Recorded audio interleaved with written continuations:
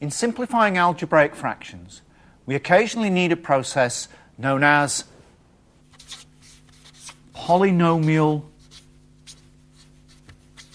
division. Before we do that, I want to take you back to something that you actually know very well indeed, and that's ordinary long division. You know how to do long division, but I want to go over it again because I want to point out certain things to you, because the things that are important about long division are also important in polynomial division. So let's have a look at a long division sum. Supposing I want to divide 25 into, let's say, 2,675. What I would have to do is look at 25 into 2. No way. 25 into 26, it goes once. And I'd write the 1 there. I'd multiply the 1 by the 25 and subtract and have 1 left. Hope you remember doing that. You were probably taught how to do that at primary school or the beginnings of secondary school. Next step is to bring down the next number. So we bring down 17. Well, we bring down 7 to make it 17. And now we say, how many times does 25 go into 17? Well, it doesn't go at all. It's not enough. So we have to record the fact that it doesn't go with a 0. Next, we bring down the 5.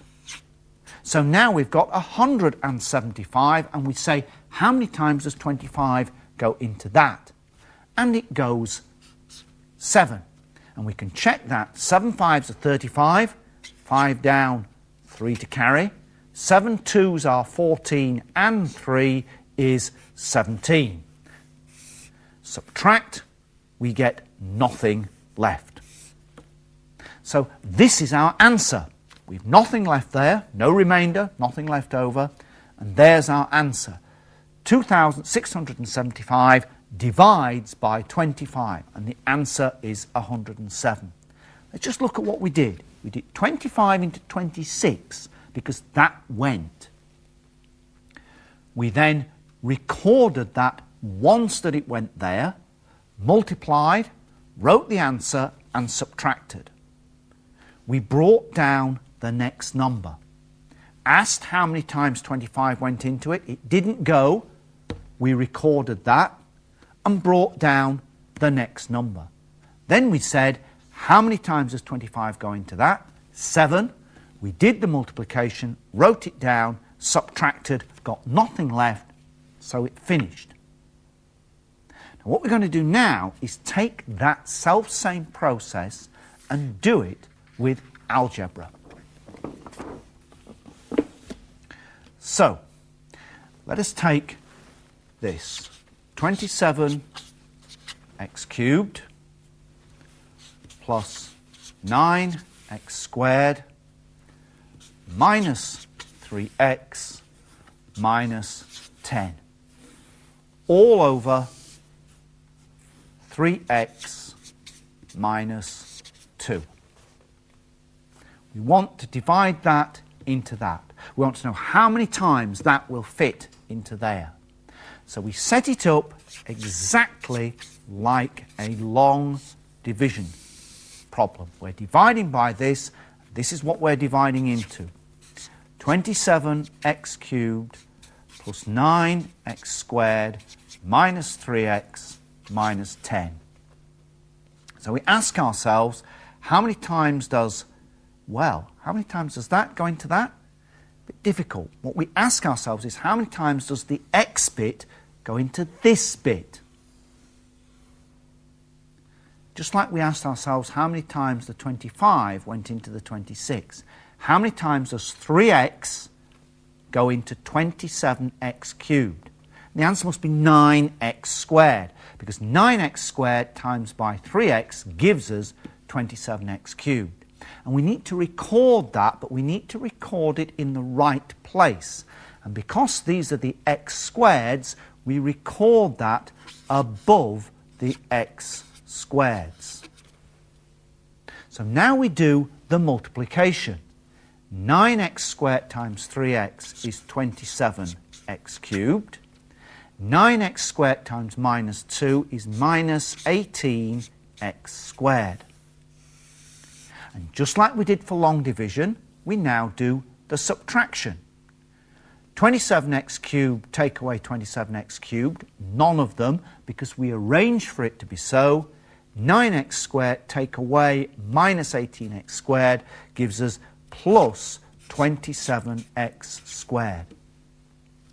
Now we do what we did before. We bring down the next one. So we bring down the minus 3x. How many times does 3x go into 27x squared? Answer, it goes 9x times. And we write that in the x column. So now we have 9x times 3x, 27x squared. 9x times by minus 2, minus 18x. And we subtract again. 27x squared, take away 27x squared. No x squareds, but we arrange for it to be like that. Minus 3x minus minus 18x. Well, that's going to give us plus 15x altogether. And then we bring down the minus 10. 3x into 15x. This time it goes 5 times. So we can say plus 5 there. And again, it's in the numbers, the constants column at the end. 5 times by 15 times by 3x gives us 15x. Write it down there. 5 times by minus 2 gives us minus 10. And we can see that when we take these two away, got exactly the same expression. 15x minus 10, take away 15x minus 10, nothing left. And so there's our answer. Just as in the long division, the answer was there, it's there now. And so we can say that this expression is equal to 9x squared plus 9x plus 5. Let's take another one. So we'll take x to the 4th plus x cubed plus 7x squared minus 6x plus 8 divided by, or all over, x squared plus 2x plus 8. So this is what we're dividing by, and this is what we're dividing into. It's not immediately obvious what the answer is going to be. Let's have a look. X squared plus 2x plus 8 into all of this.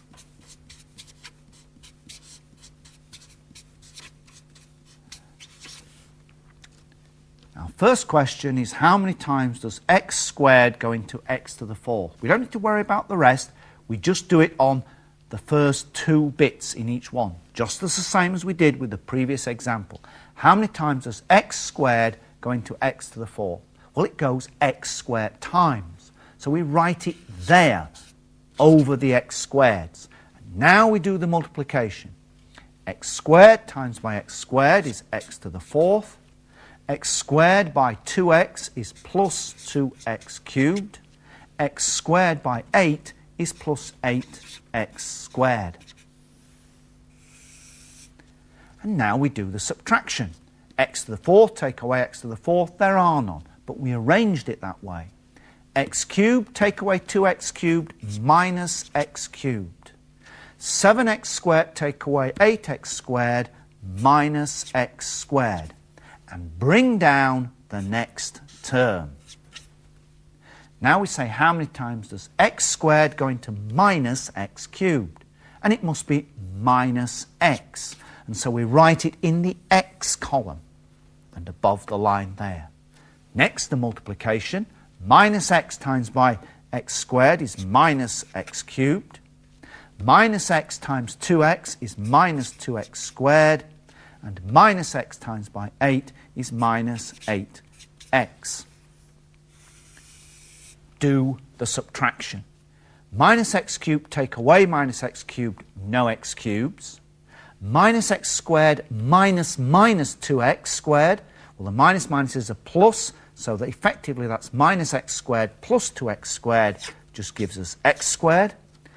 Minus 6x minus minus 8x, well, that's minus 6x plus 8x, gives us plus 2x, and bring down the next one.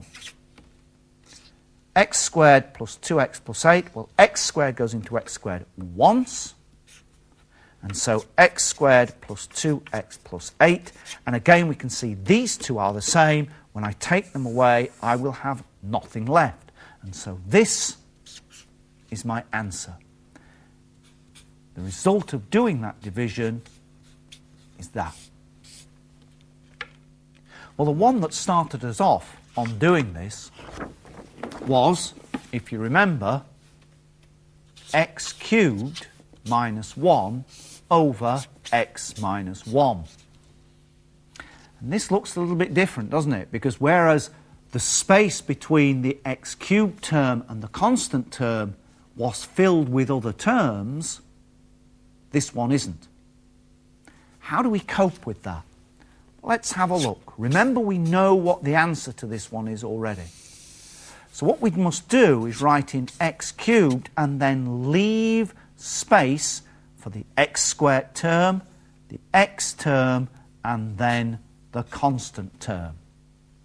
So what I ask myself is, how many times does x go into x cubed?